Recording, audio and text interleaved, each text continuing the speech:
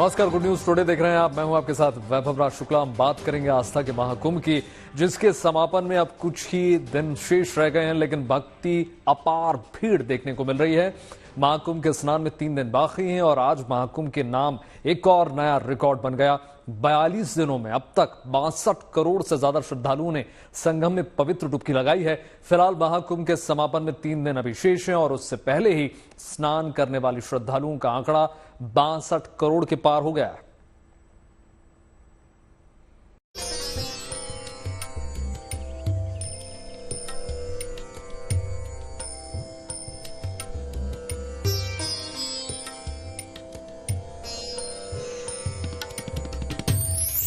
अद्भुत, दिव्य, भव्य और विहंगम।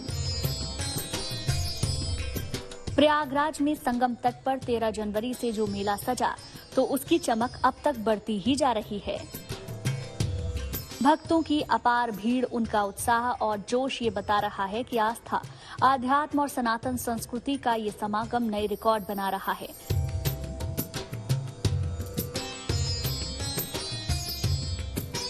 मात्र 3 दिन ही शेष हैं और इन 3 दिनों में भक्त पवित्र डुबकी का मौका नहीं चूकना चाहते।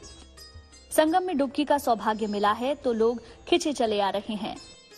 तटों पर श्रद्धालुओं की भारी भीड़ में उसी भक्ति और विश्वास का समागम हो रहा है। सबके मन में एक ही तमन्ना है, त्रिवेणी पर स्नान करना, क्योंकि इस बार महाकुंभ का अवसर बहुत ही विशेष है। लिहाजा संगम नगरी में 43वें दिन भी संगम की रेती पर आस्था का ऐसा समंदर लहराता नजर आया, जिसकी तस्वीर हमेशा देखने को नहीं मिलती। जैसे जैसे कुंभ मेला का समापन की तारीख करीब आ रही है, लोगों की श्रद्धा और उनकी संख्या भी बढ़ती जा रही है। जगह जगह पर आप देखिए कि किस तरीके से ये पूरा रास्ता संगम से स्नान करके वापस जाने वालों का है। कि हर तरफ लोग स्नान करके वापस जा रहे हैं। वापस उनको अपने घर पहुंचना है, किसी को ट्रेन पकड़नी है, किसी को बस पकड़ना है।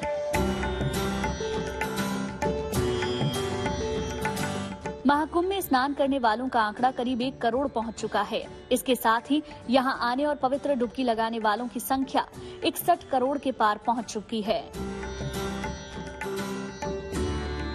अगर महाकुंभ में बड़े दिनों के दिन स्नान की बात करें तो 13 जनवरी यानी कि पौष पूर्णिमा को 1 करोड़ 70 लाख लोग महाकुंभ में स्नान के लिए पहुंचे, जबकि 14 जनवरी को मकर संक्रांति पर 3 करोड़ 50 लाख लोग पहुंचे।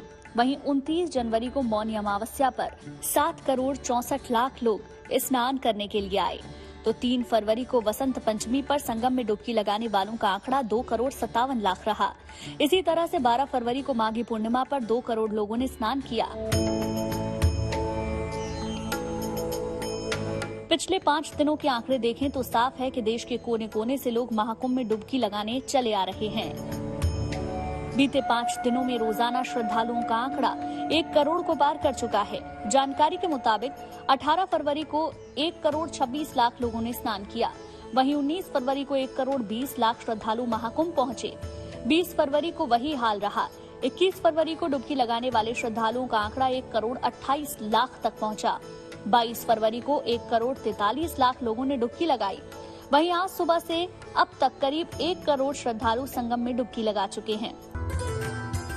महाकुंभ के समापन में अब 3 ही दिन शेष हैं। ऐसे में तमाम भक्तों की कोशिश है कि संगम में पवित्र डुबकी लगाने का सौभाग्य उन्हें प्राप्त हो। उस पर वीकेंड की वजह से श्रद्धालुओं की अपार भीड़ संगम की ओर जाने वाले रास्तों पर देखने को मिली। हालांकि प्रयागराज में जाम न लगे, इसको लेकर पुलिस विभाग ने पुख्ता इंतजाम किए हैं।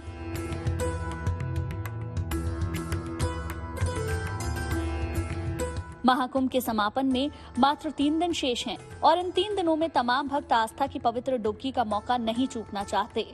यही वजह है कि महाकुंभ पहुंचने वाले भक्तों की भीड़ नित नए रिकॉर्ड बना रही है।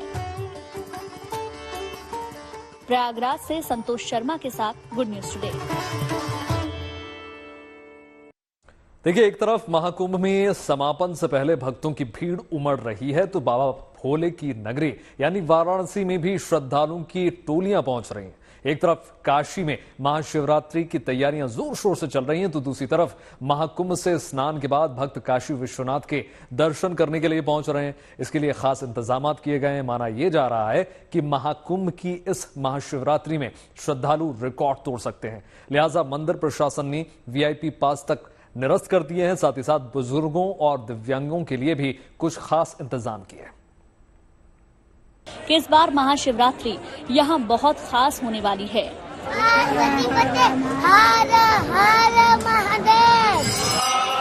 महाशिवरात्रि से एक हफ्ते पहले ही काशी विश्वनाथ धाम में खास पूजा पाठ शुरू हो गया है।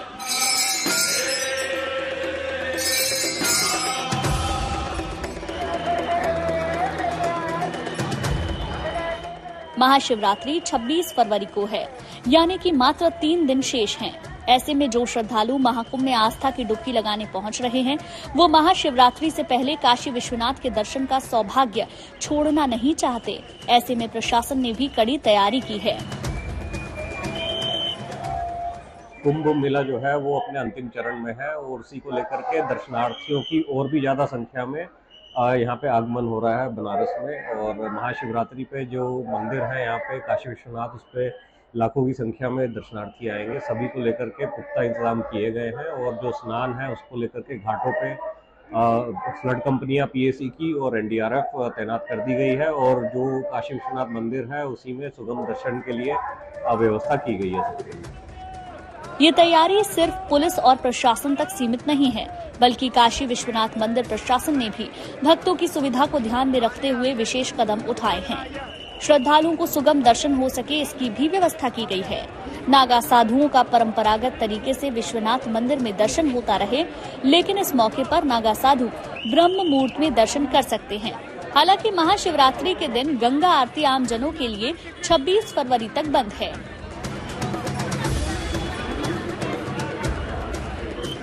महाकुंभ की समाप्ति महाशिवरात्रि के ही स्नान के साथ होती है। उस दिन यहाँ काशी में सभी नागा सन्यासी भी उपस्थित होते हैं। बड़ी संख्या में नागाओं का भी आगमन होता है। उनका भी स्वागत पुष्प वर्षा के साथ करने का प्रबंध श्री काशी विश्वनाथ न्यास ने किया है। इसके अतिरिक्त जो हमारी पहले से महाकुंभ के पलट प्रवाह के दृष्टिगत जो दर्शनार्थी यहाँ आ रहे हैं, उनके लिए हमने से पहला जो एंड टू एंड रेलिंग से लेकर और चिकित्सा सुविधाएं, खोया पाया केंद्र, लाइनों में लगे हुए श्रद्धालुओं को पानी पिलाने की व्यवस्था, गुड़ की व्यवस्था, साफ सफाई की व्यवस्था, अतिरिक्त सुरक्षा कर्मियों की व्यवस्था, ये सारा कुछ किया गया है। इस सारे प्रबंध के बाद हम लोग यहाँ दर्शन करवा पा रहे हैं लोगों को। वैसे तो साल भर काशी में रौनक रहती है। भक्त देश के कोने कोने से यहाँ बाबा विश्वनाथ के दर्शन के लिए आते हैं, लेकिन जब मौका अपने आराध्य भोलेनाथ के विवाह का हो तो बात और खास हो जाती है। वाराणसी से रोशन जायसवाल के साथ bureau report, good news today. देखिए, संगम में गंदगी को लेकर सियासत शुरू हुई तो सरकार ने भी बताया कि कैसे प्रयागराज में पानी की सफाई के काम को अंजाम दिया जा रहा है। इसका जायजा लेने के लिए खुद हमारी टीम ने उन एसटीपी प्लांट में वहां पर पहुंची। हमने अधिकारियों से बातचीत की और समझा कि कैसे एसटीपी में पानी साफ किया जा रहा है और फिर उसे नदी में बहाया जा रहा है। नदी में पानी मिलने के बाद भी फीकल ना रहने पाए, फीकल के जो पैरामीटर्स हैं वो क्रॉस ना हो, ये इंश्योर करते हैं कि जो एमओईएफ द्वारा पैरामीटर निर्धारित किए गए हैं, उन पैरामीटर को किसी भी क्षण क्रॉस ना किए जाएं, उसके विदिन ही रहें। चेक करने के लिए हम आपको टेस्ट करके दिखाते हैं। टेस्ट करके दिखा दीजिए।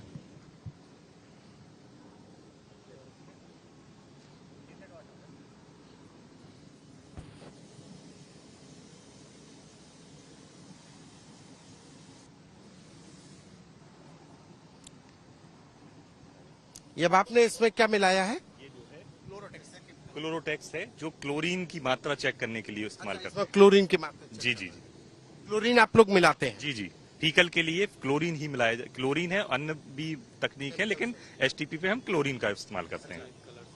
क्लोरीन मिलाया जाता है। इंडिकेटर है कि इतना क्लोरीन इसमें मात्रा, इसमें आप देखेंगे तो ये हमारा इस 0.5 और 0.6 के बीच में कहीं पड़ेगा, इन दोनों के बीच में। इस कलर को देखिए, अगर संदीप दिखा पा रहे हो, ये कलर, ये वो पानी पहले लिया गया था टेस्ट में कि जो पानी जाने वाला है एसटीपी के बाद जाएगा, तो उस साफ पानी को लिया। और हमने जो पानी लिया था एसटीपी वाला, जो शुरुआत में सबसे शुरुआत वाला पानी लिया था, वो कुछ ऐसा था।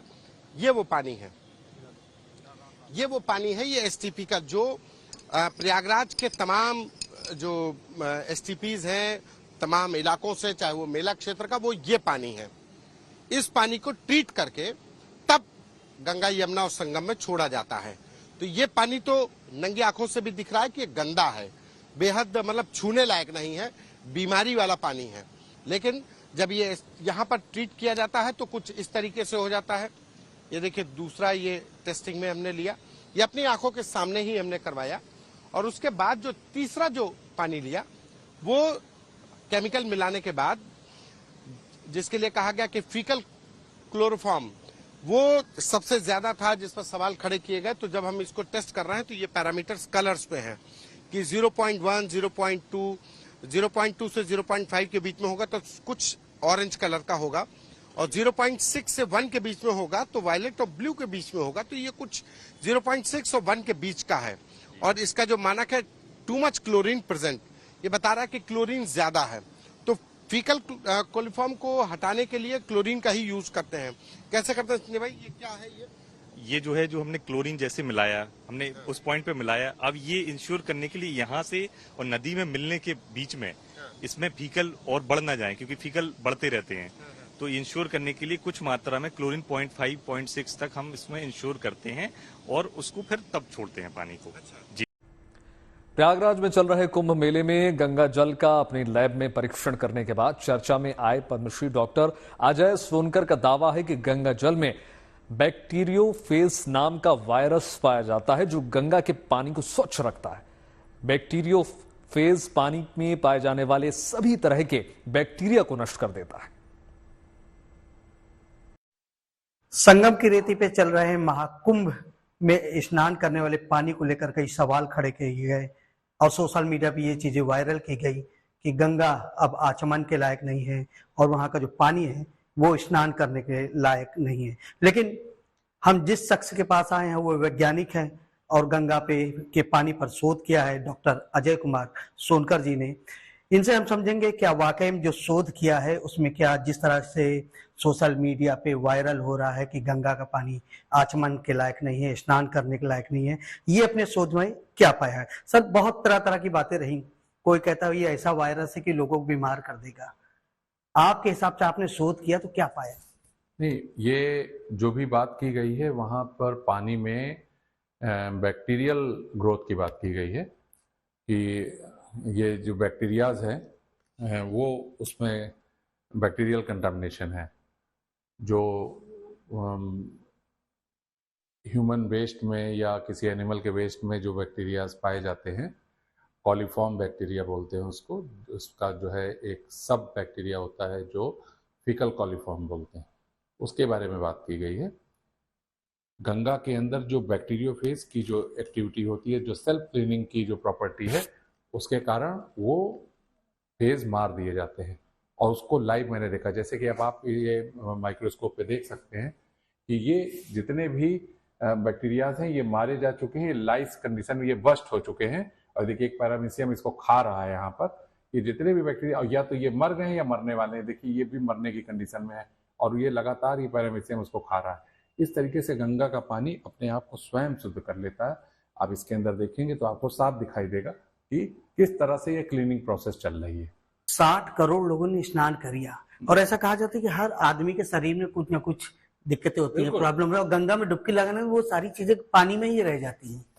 सबसे पहले आप ये समझिए कि जो आपके गट में जो बैक्टीरिया होती है वही बैक्टीरिया हमारी स्किन पे होती है। आपके किसी को अगर अनहेल्थ है, कोई बीमारी है, तो उसी जैविक क्रिया के हिसाब से ही उसके शरीर पे, उसके चमड़ी पे वो बैक्टीरियाज होंगे। तो जब वो पानी में प्रवेश करेगा उस तरह का बैक्टीरियल कंटामिनेशन पानी में हो जाता है।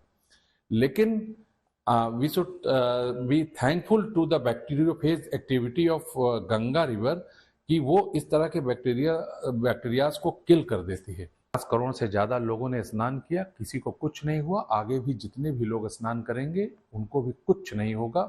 नहाने की वजह से तो संभव ही नहीं कि कुछ हो, क्योंकि ये साबित हो चुका है कि गंगा के पानी में स्नान करने से कोई हेल्थ इश्यूज ना हुए हैं, ना आने वाले समय में हो पाएंगे। इसलिए लोग आराम से बिना डरे आराम से वो आकर के स्नान कर सकते हैं, ये मुझे लगता है। मतलब आप समझिए जिस तरह से सोशल मीडिया पे कई बात गंगा के पानी को लेकर चल रही थी, और ये वैज्ञानिक हैं डॉक्टर अजय कुमार सोनकर जी, इनका कहना है जिस तरह से अफवाह है वो पूरी तरीके से गलत है, और संगम में जो श्रद्धालु आ रहे हैं बिल्कुल गंगा को आचमन करें, स्नान करें, क्योंकि उनके जांच में पूरी तरीके से गंगा का पानी शुद्ध है और क्लीन है। आप बेहिचक इस गंगा के पानी में आके स्नान कर सकते हैं। देखिए, होता यह है कि संगम से आ रहे पानी को साफ करके उसे दोबारा संगम में ही मिला दिया जाता है। देखिए कैसे और किस तरह से इस काम को अंजाम दिया जाता है।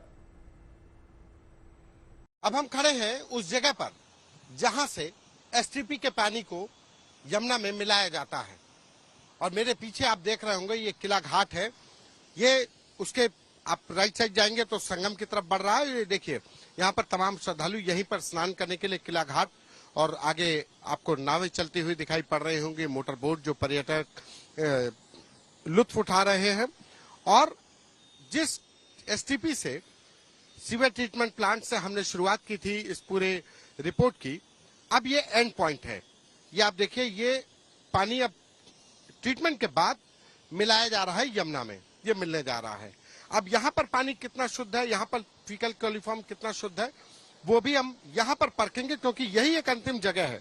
एसटीपी प्लांट के अंदर तो हो सकता है मशीनों के जरिए उसको चेक किया जा रहा हो, उसको फीकल कोलिफॉर्म कम कर दिया गया हो, लेकिन एसटीपी से लेकर के यहाँ तक के सफर में क्या पानी गंदा हो गया या फीकल कोलिफॉर्म बढ़ गया, इसको भी हम अपनी आंखों से देखिए। अब ये हमने सैंपल निकलवा लिया है, सैंपल ले लिया गया है। अब ये सैंपल लेकर के ये आ रहे हैं, सैंपल लेकर के अब इसको ट्रीटमेंट करवाया जाएगा। इसमें क्लोरीन का जो मात्रा होती है उसको चेक कराई जाएगी।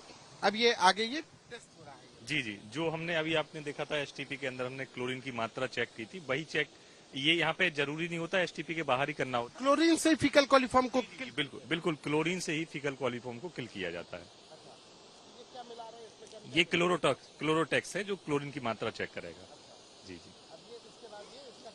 जी जी जी, कलर इंडिकेटर है जो बताता है कि इसमें क्लोरीन कितना है। अब ये देखिए ये कलर इंडिकेटर है, जैसा हमने वहां पर भी देखा था कि जब जो सीवेज का पानी था उसके ट्रीटमेंट के बाद जो टेस्ट किया गया था उसका कलर बदला, और अब ये भी कलर इसका बदल गया है। ये टेस्ट ये बाकायदा इसको देखते पहले ये कलर बदला हुआ है, ये हल्का सा ब्लूइश कलर लिया हुआ है। उसके जो पैरामीटर है वो सबसे 0.5 के अराउंड है। ये 0.5 से ये पर्पल और ब्लू के बीच में है, और ये इस तरीके से ये बता रहा है कि फीकल कोलिफॉर्म की जो मात्रा है वो इसमें कम है।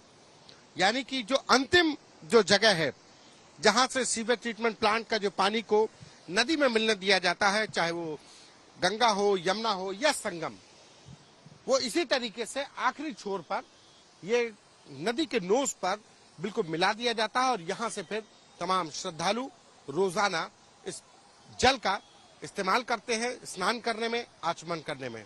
और तभी कहा जाता है कि गंगा का पानी पवित्र होता है, और ये गंगा, यमुना और सरस्वती का संगम भी सनातन धर्मावलंबियों को यहाँ खींच कर ला रहा है।